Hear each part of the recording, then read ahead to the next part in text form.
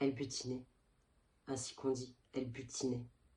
Et lorsqu'on dit d'une personne qu'elle butine, on voudrait insinuer surtout le peu de miel derrière, que son activité pourtant de butiner a laissé, et que certes butinait, mais rien.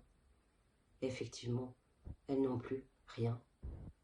Ou que ces petites choses d'ailleurs auxquelles moi aussi à la longue, la lente, la douce, je m'étais fait et attaché.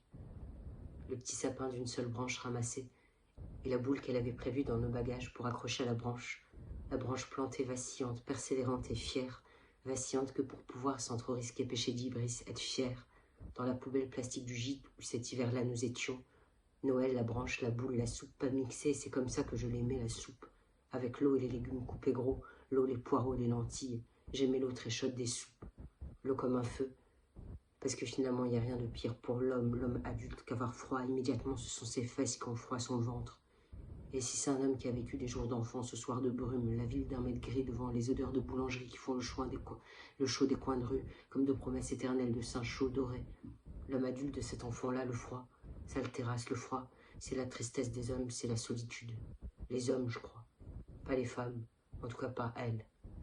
On a vieilli et bien sûr elle aussi, après par exemple la marche sous l'averse, rentrait et disait se mettre du sec, vite au sec.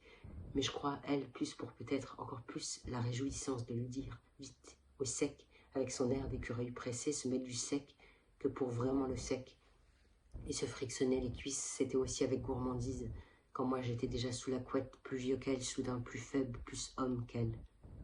Comme si parce qu'enfant j'avais été du froid, grandi dans les régions froides, de peu de lumière. Le froid, moi, mon froid homme était terrible, quelque chose de grave, quelque chose comme toujours du côté des brouillards, des jours courts, des matins à l'usine, des beaux escaliers des demeures d'instituteurs, et mes parents faire le ménage l'après-midi dans l'usine où le matin, ils ont travaillé. Mon père faisait ça, le ménage l'après-midi dans l'usine où le matin, il avait travaillé. Et la neige jusqu'à avril, et l'été qui se lève après.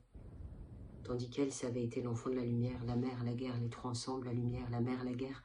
Même si guerre, elle disait avec son sourire tout clair, je me souviens pas. Je me souviens des pierres chaudes et claires, pas de la guerre, mais de la grande lumière de midi.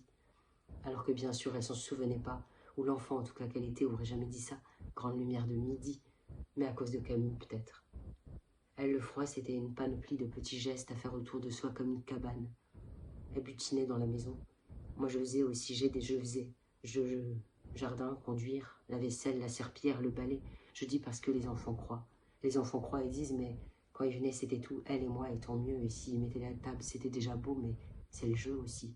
Que ce soit nous qui butinions dans la maison, et même à la fin que nous étions vieux, qu'elle était si vieille, comme une guêpe, fendue en deux.